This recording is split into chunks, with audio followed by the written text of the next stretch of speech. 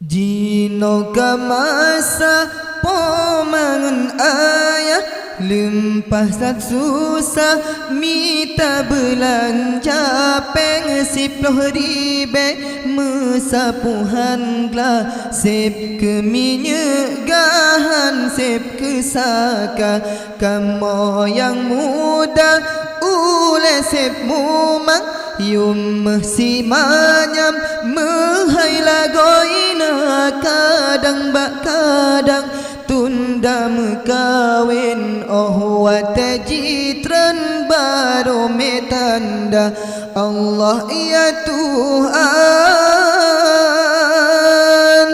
hai jino masa pomangan ayah lempah tada susah minta belanja peng 10 ribu mesapuhan glah sep ke minyegahan sep ke saka kamu yang muda ule sep mumang yum si manyam mehai lagoina kadang bak kadang tunda mekawin oh watajitran baru metanda Allah ya Tuhan.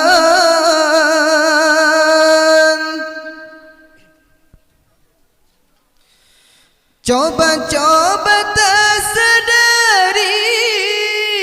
coba cita-cita renungkan, mungkin nyobalah barabbi atau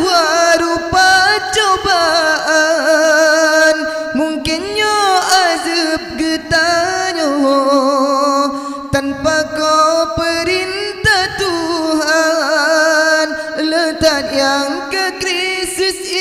iman Islam katinggai nama, tak baca berita koran macam-macam peristiwa di dalam nangrau kaji korupsi hana padoli harta negara di nepotisme dengan kolusi menjadi merajalela ke krisis iman. Hai jino ka masa pomangan ayah lempah tada susah minta belanja peng 10 ribu mesapuhan glah sep ke minyegahan sep ke saka kamu yang muda ule sep mumang yum si manyam mehai lagoina kadang bak kadang tunda mekawin oh watajitran baru metanda Allah ya Tuhan.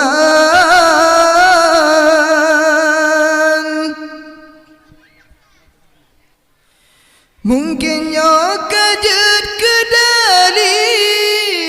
le Rabbi kan rombala hingga sulit ekonomi terjadi dumhara-hara.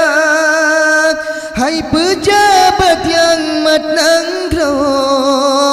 nepako ke rakyat dumna neingat ke Tuhan sidra nepaso iman lam dada tak baca berita koran macam-macam peristiwa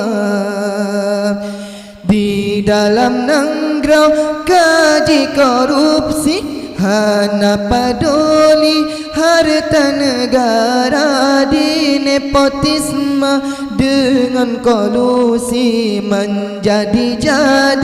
merajalela ke krisis iman.